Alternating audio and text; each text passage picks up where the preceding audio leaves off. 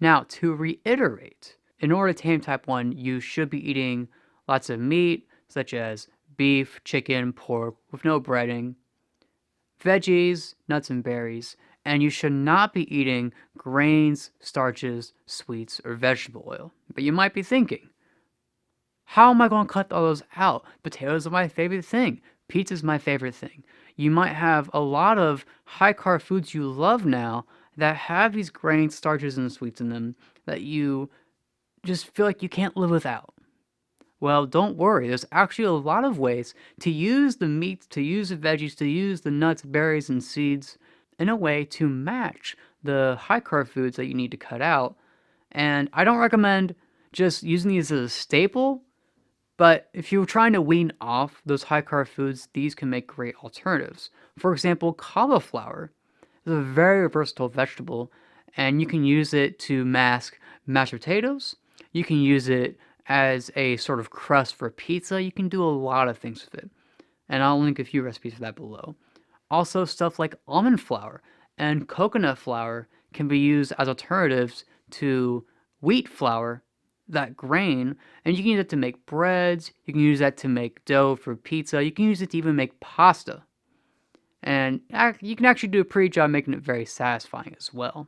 Another idea that I love is the chaffle, which is basically where you take some cheese, you sprinkle it into a waffle iron, and then put a scrambled egg in there, and then sprinkle some more cheese on top, close the waffle iron, flip it, and boom, you have a waffle made of cheese and egg.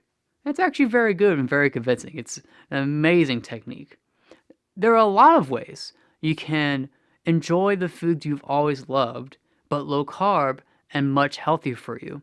You just gotta know what to do. And so below, I'm going to link some recipe websites that I like to use to find some of these low carb recipes, so you can use them as well.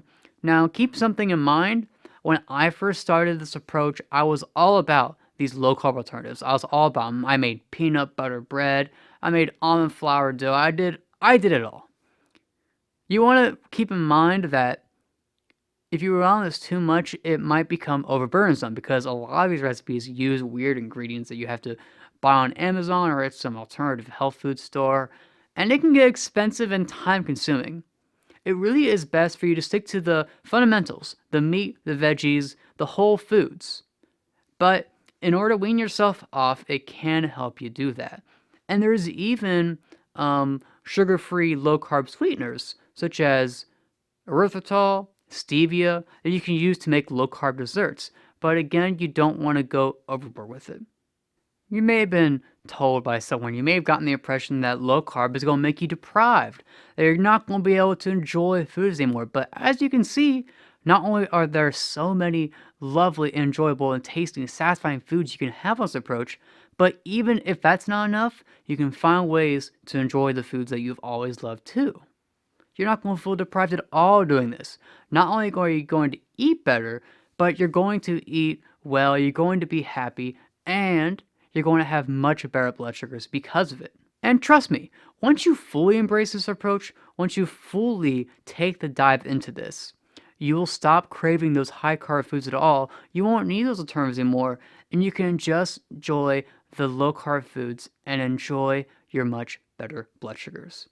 Now that you know why you need to change what you eat, what you should eat, what you shouldn't eat, and the low carb alternatives and everything else that is available to you to help you tame type 1 as far as what you eat goes, next we're going to go over how to eat, because once you make the switch as far as what you're eating goes, that's only the first step. There are still much more techniques to go through, and I encourage you to go through this entire series, what you eat, how to eat, and technique, before you fully dive into this approach in order to fully master it, because until then you will not have it completely under wraps. But once you learn those 3 steps, and we just went over the first part here, then you're going to be able to truly tame your diabetes. So next, we're going to go over how you eat, and I can't wait to see you there.